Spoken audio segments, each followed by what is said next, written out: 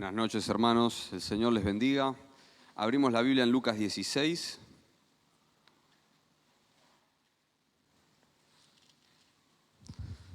Evangelio de Lucas, capítulo 16. El pasaje señalado para hoy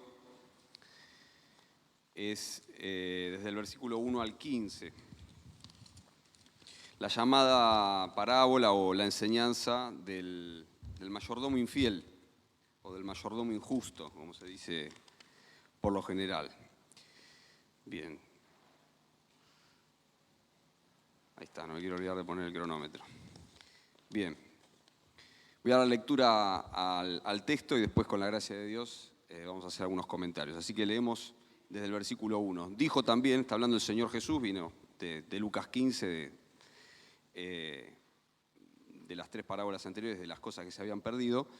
Y dice así el versículo 1. Dijo también Jesús a sus discípulos: había un hombre rico que tenía un mayordomo, un economista, un administrador. Y este fue acusado ante él, ante su amo, de disipador de sus bienes. Es decir, que era un ladrón, le robaba, en especias o en dinero, pero le robaba. Y era verdad. Entonces le llamó el amo al administrador y le dijo: ¿qué es esto que oigo acerca de ti? Da cuenta de tu mayordomía, porque ya no podrás ser más mi mayordomo. Es decir, prepara el informe final porque te vas. Entonces el mayordomo dijo para sí: ¿qué voy a hacer? Porque mi amo me quita la mayordomía. Cavar no puedo. Algunos comentaristas dicen que era viejo, no tenía fuerza ya, no era joven. Cavar no puedo. Mendigar me da vergüenza. Ya sé lo que haré, para que cuando se me quite la mayordomía, me reciban en sus casas.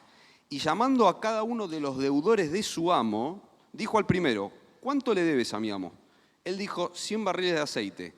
Y le dijo: toma tu cuenta de tu deuda, sentate pronto, borrá los 100 y escribí 50. Después dijo al otro: ¿y tú cuánto debes? Y él dijo: 100 medidas de trigo. Y él le dijo: toma tu cuenta y escribió 80, es decir, le borró 20. Y alabó el amo al mayordomo malo por haber hecho sagazmente, porque los hijos de este siglo son más sagaces en el trato con sus semejantes que los hijos de luz. Y yo os digo, dice el Señor Jesucristo, ganad amigos por medio de las riquezas injustas, para que cuando éstas falten, os reciban en las moradas eternas. El que es fiel en lo muy poco, también en lo más es fiel. Y el que en lo muy poco es injusto, también en lo más es injusto. Pues si en las riquezas injustas no fuiste fieles, ¿quién os confiará lo verdadero? Y si en lo ajeno no fuiste fieles, ¿quién os dará lo que es vuestro? Ningún siervo puede servir a dos señores, porque o aborrecerá a uno o amará al otro, o estimará al uno y menospreciará al otro. No podéis servir a Dios y a Mamón, no podéis servir a Dios y a las riquezas. La palabra es la personificación, era como el Dios de las riquezas, Mamón. Y oían también todas estas cosas los fariseos, que eran avaros, y se burlaban de él. Entonces les dijo: ustedes son los que se justifican a ustedes mismos delante de los hombres, pero Dios conoce vuestros corazones, porque lo que los hombres tienen por sublime, delante de Dios es abominación. Hasta acá la palabra de Dios.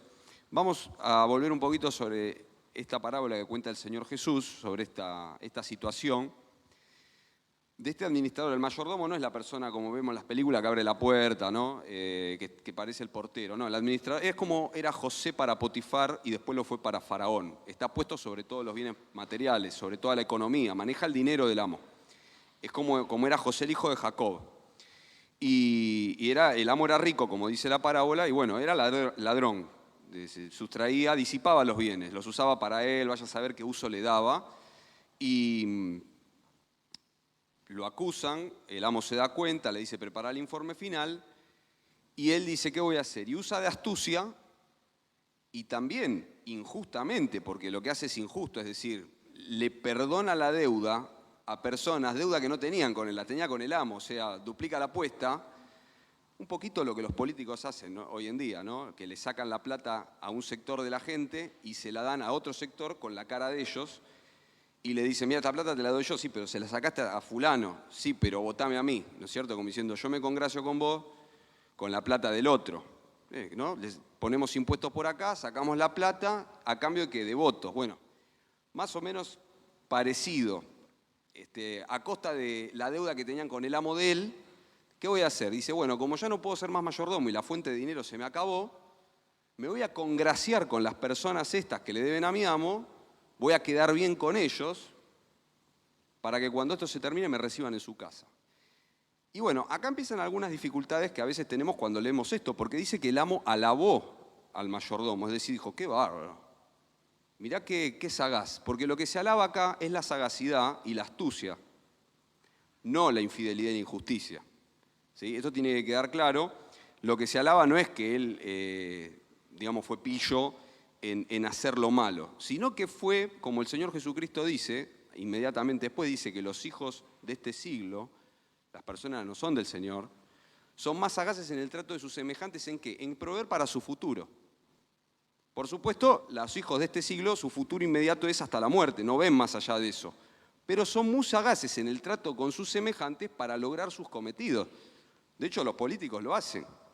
Son muy sagaces, tienen mucha labia y muchas cosas, le sacan la plata a los que trabajan y por ahí se la dan gratis a otra persona y dice, bueno, ahora votame a mí. Eso se llama clientelismo político. Es bastante viejo, se hace hasta hoy en día.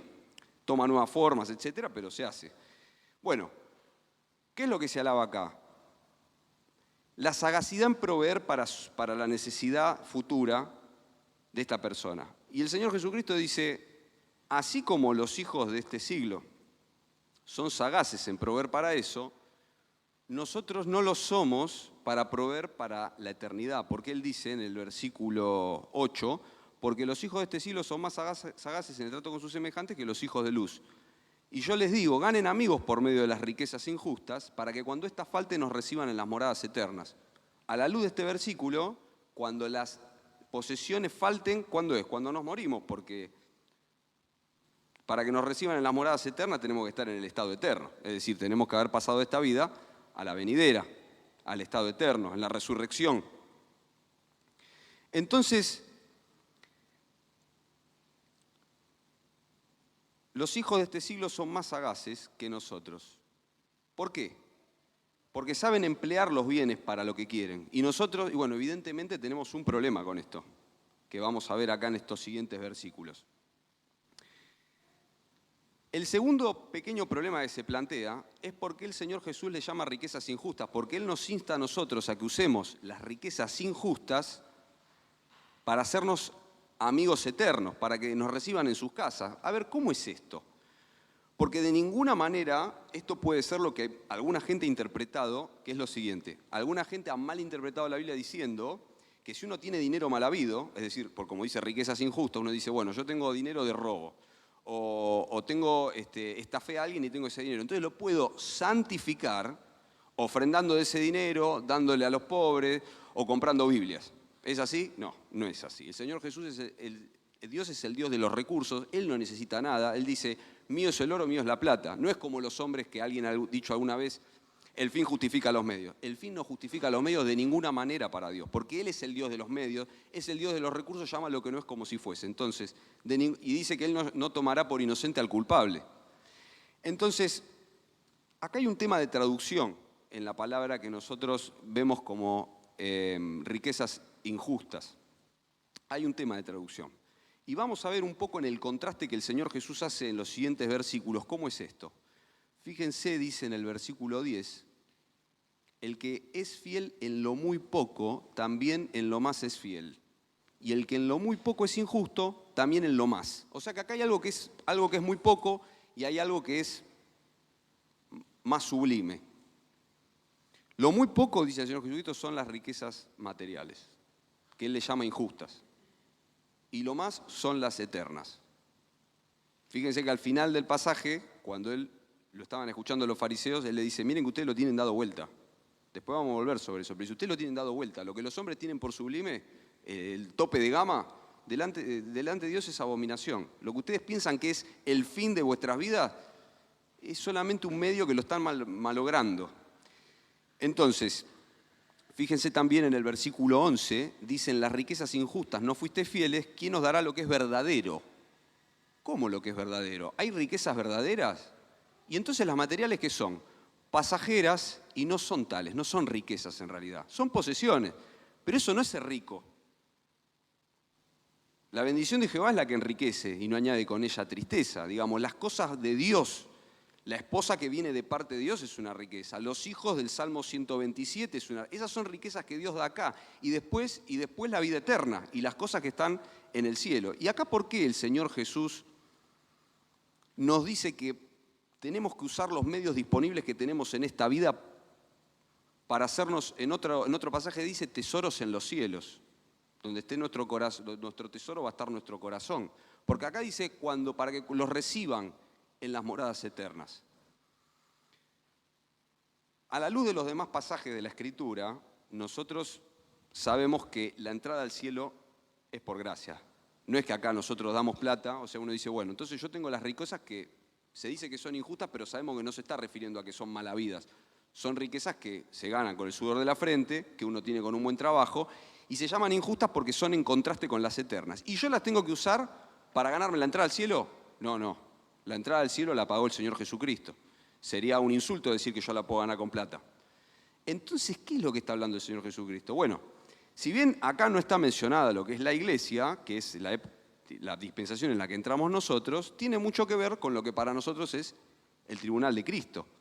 Ustedes saben, hermanos, que la salvación no se puede ganar por obras, se recibe con arrepentimiento por la obra de Cristo en la cruz, pero una vez que somos salvos, el apóstol Pablo dice que no todos vamos a ser iguales una vez resucitados.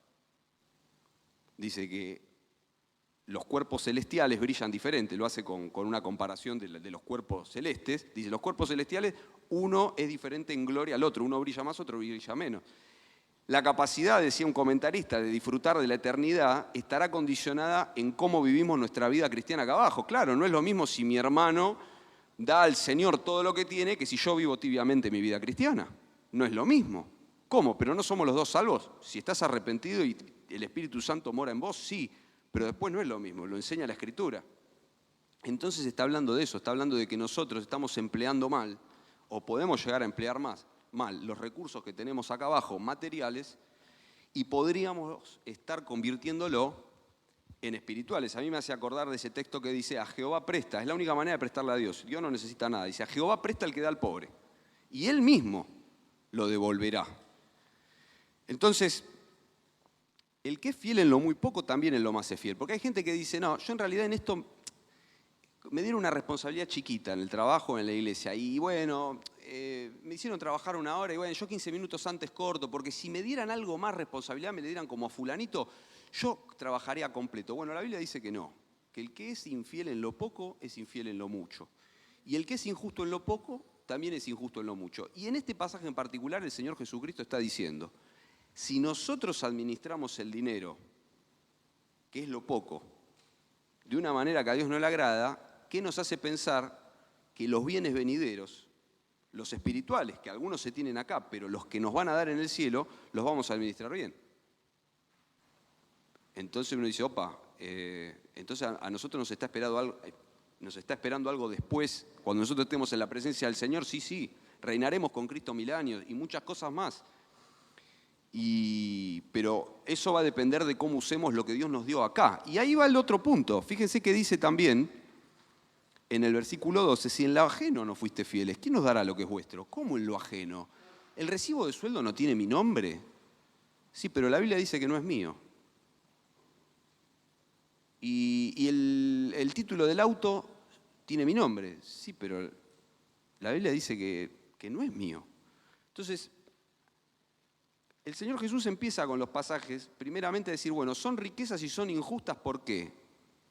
Porque no son lo sublime que el hombre piensa. El hombre lo tiene nosotros lo tenemos como un fin en sí mismo. Digo nosotros porque es el error en el que podemos caer y que el Señor Jesús nos corrige.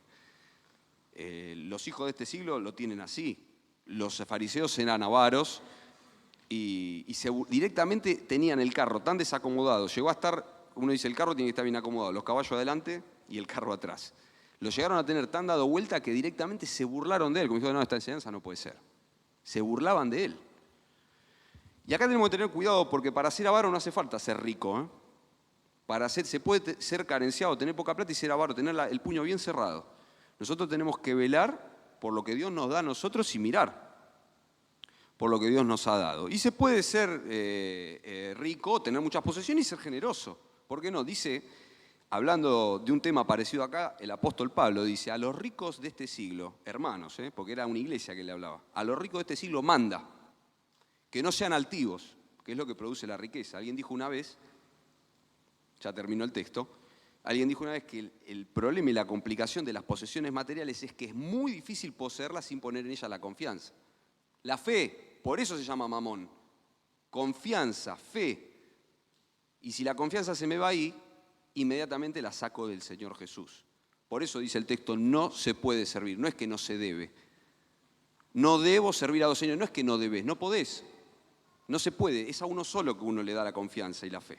Volviendo al texto, a los ricos de este siglo, hermanos, manda que no sean altivos, que no pongan la esperanza en las riquezas, que son pasajeras, que son inciertas, dice la Escritura, sino en Dios, que da todas las cosas en abundancia. Dice que sean dadivosos, generosos, ricos en buenas obras. Y dice, atesorando buen fundamento para el porvenir. ¿De qué está hablando? De las moradas eternas. Acá dice, haceos amigos en el trato con los semejantes. ¿Qué significa? Bueno, si tenés un bien material y lo usás para aliviar una necesidad haciendo una buena obra para Dios, eso te suma tesoro en el cielo. Cuando vos te mueras vas a tener más de lo que hubieras tenido que si no lo hiciste. Es sencillamente eso.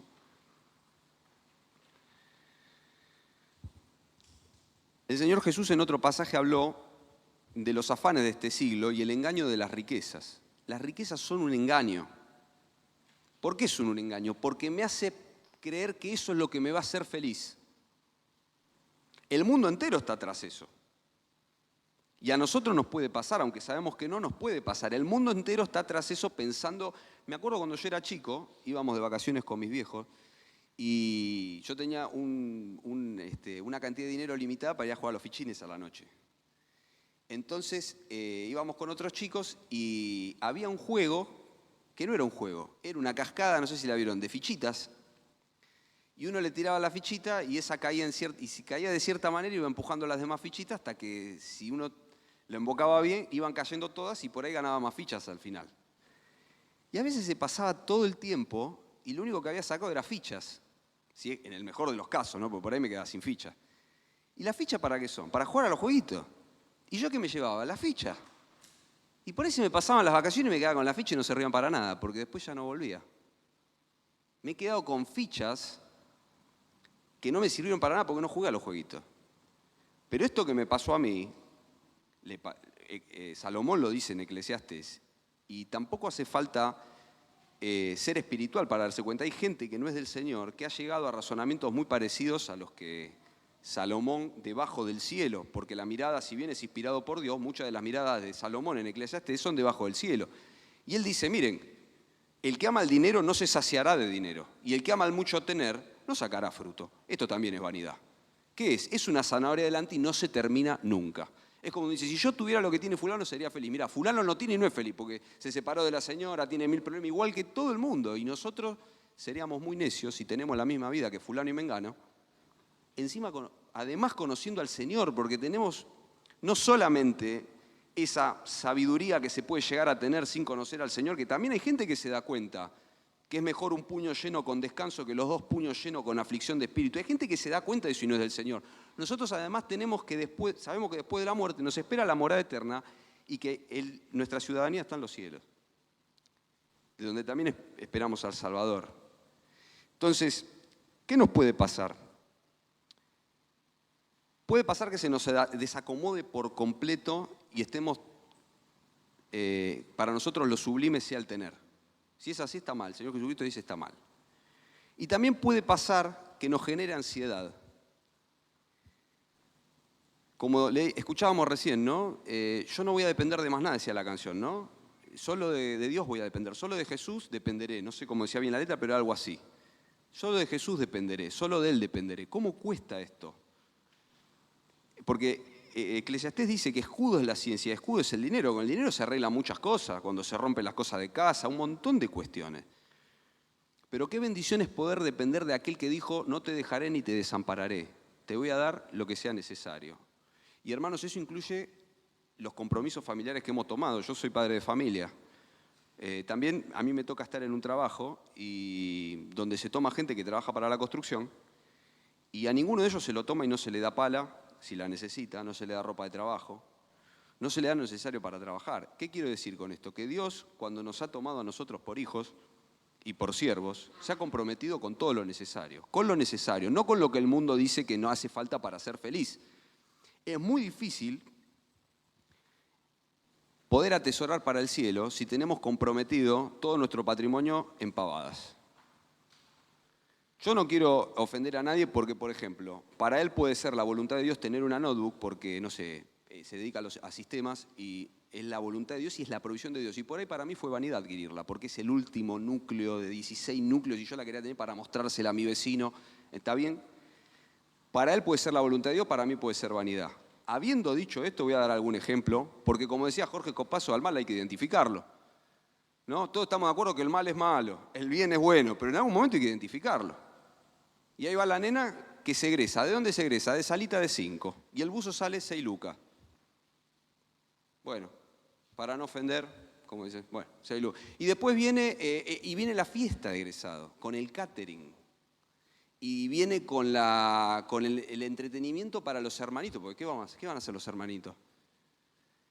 Y uno dice, en algún momento tengo que poner un basta, porque gracias a Dios que no es uno el que lo impulsa, porque yo he visto gente que lo impulsa eso. No estamos detrás de impulsar, ¿no? Hay gente que lo organiza, porque es vanidad, hermano. ¿De dónde se egresó mi hija? Dicho sea de paso, ¿no? Yo soy el padre de mis hijos, no soy ni el amigo, ni soy la hinchada, ni soy la tribuna. Creo que bíblicamente está mal. Hija, vos me enseñás, el día que me enseñe algo a mis hijos, yo voy a estar agradecido a Dios, pero creo que no va a ser antes de los 25. Creo que soy yo el que le tiene que enseñar a mis hijos. Esas cosas que se escuchan en el mundo, hermano. Y si es del mundo, no saben distinguir su mano derecha de su mano izquierda, como dice Jonás. Pero no puede estar en nosotros y decir, no, hijo, vos me enseñás a vivir. No, yo le tengo que enseñar a vivir. Yo te tengo que enseñar la Biblia. Yo te tengo que enseñar cómo te cambian los pañales. No puede ser decirle, no, mi hijo, vos me das ejemplo. Bueno, por supuesto que cuando cometemos errores con la escritura y vamos a pedirle disculpas a nuestros hijos, por supuesto, y eso sí, porque es humillarse y uno le enseña a los hijos a humillarse, pero de ninguna manera adoptar esa postura, yo no soy ni el amigo de mis hijos, ni la tribuna, ni la hinchada, y yo la verdad que con mucho temor quisiera ser el padre que Dios espera que sea, con mucho temor de Dios. Pero bueno, volviendo al tema estamos llenos de vanidades y si vamos tras de todas esas vanidades, difícil va a ser usar alguna parte del patrimonio para dedicarlo a las moradas eternas. Dicho sea de paso también, este llamado es personal, no es a la iglesia, no es porque es bíblico que la iglesia de las ofrendas de los santos dé para las necesidades de los hermanos, pero este llamado es personal. Y en esto a mí me es de ejemplo algo que le escuché una vez a un hermano que él decía que se dio cuenta que tenía que apartar con esfuerzo un poquito más de lo que apartaba para la ofrenda. Dice, yo lo pongo aparte y si surge la necesidad de ayudar a alguien, ya lo tengo aparte. ¿Por qué? Y porque si no está, que el busito de egresados, que aquello, bueno, que se rompió el cuerito, que hubo que comprar otra grifería, que un montón de cosas, y después, bueno, no hay nada, y no tengo para ayudar. Entonces este hermano que decía, yo además de lo que ofrendo, hice un esfuerzo y aparté un poquito más. Y lo tengo a un costado. Y cuando aparece una necesidad de alguien, sumamos tesoros en los cielos, hermanos. Porque a Jehová presta el que da al pobre. Y cuando devuelve Dios, devuelve mejor. Y esta es otra cosa que nos tiene que alentar. El otro día un hermano contaba, en la reunión de Acción de Gracias, cómo él habían decidido con la esposa que ella dejase de trabajar cuando tuviesen un hijo. Estaban recién casados. Y a él lo echan... A los 4 meses de embarazo, a él lo echan del trabajo. Y ellos entendieron que era de Dios que la mujer deje de trabajar para cuidar a los hijos. Entendieron que era la voluntad de Dios y que Dios iba a proveer. Y fue maravilloso como él contó cómo Dios proveyó trabajo y cómo después cuando vino el segundo hijo se aumentó el trabajo para el ingreso. Y eso, la verdad es que anima la fe de todos nosotros cuando lo escuchamos. Y así está lleno de ejemplos de hombres a los que, como dice la Escritura, que Dios honra a los que le honran. Dios honra a los que le honran. Y esto nos tiene que traer tranquilidad. Porque los que nos trae, cuando pensamos en que vamos a gastar el dinero, apartarlo para Dios y vamos a apartar para alguna obra buena y que después no me va a alcanzar, bueno, tratemos de ordenar con sabiduría los gastos, en dependencia de Dios. Una vez leí en cuanto a la dependencia de Dios para los gastos, algo que no tiene que ver, pero tiene que ver, que es, leía de la vestimenta de la mujer en la Biblia y decía el comentarista, como terminando el tema, decía, si la hermana hiciese de Cristo el Señor de su ropero, no habría tantos problemas. Es decir, que la hermana tendría que ir cuando va a comprar ropa a preguntar, Señor, ¿te gusta la ropa que voy a comprar? ¿Es decorosa?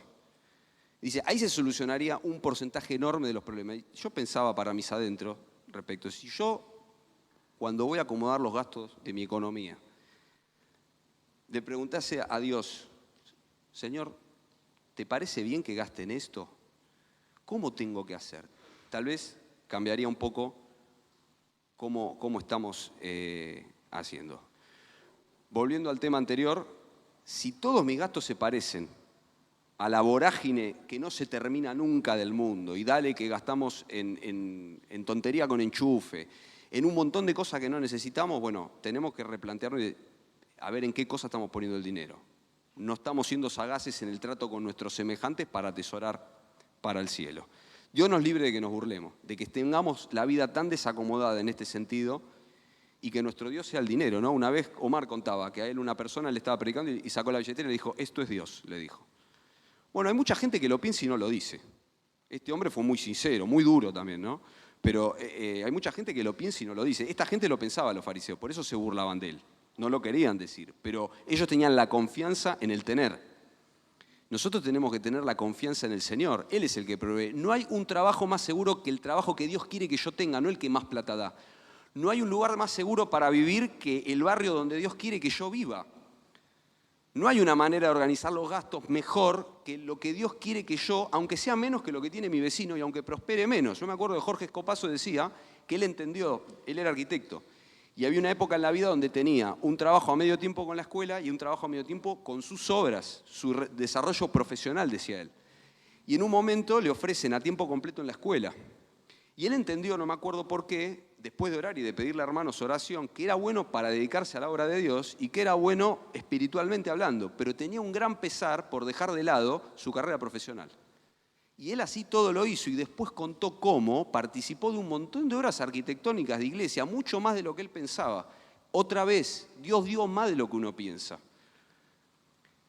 Yo pensaba para mí que Dios nos libre de ser pretenciosos. Me acordaba el otro día vino un hermano a compartir de la parábola de la viña, donde este hombre que era dueño de una viña sale a la mañana y arregla con los viñadores, con trabajadores a la primera hora y convienen un precio.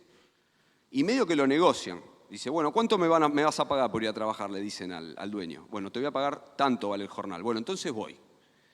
Y los demás sale después a las 9 de la mañana, después a las 12 del mediodía.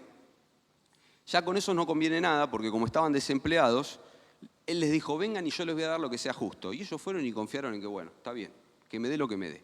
Fueron los que más recibieron. Omar siempre dice, no le pongas a Dios una suma en el cheque. Deja que sea Dios el que te quiera dar, porque cuando uno deja en manos de Dios lo que Dios me quiera dar, siempre es más de lo que uno espera.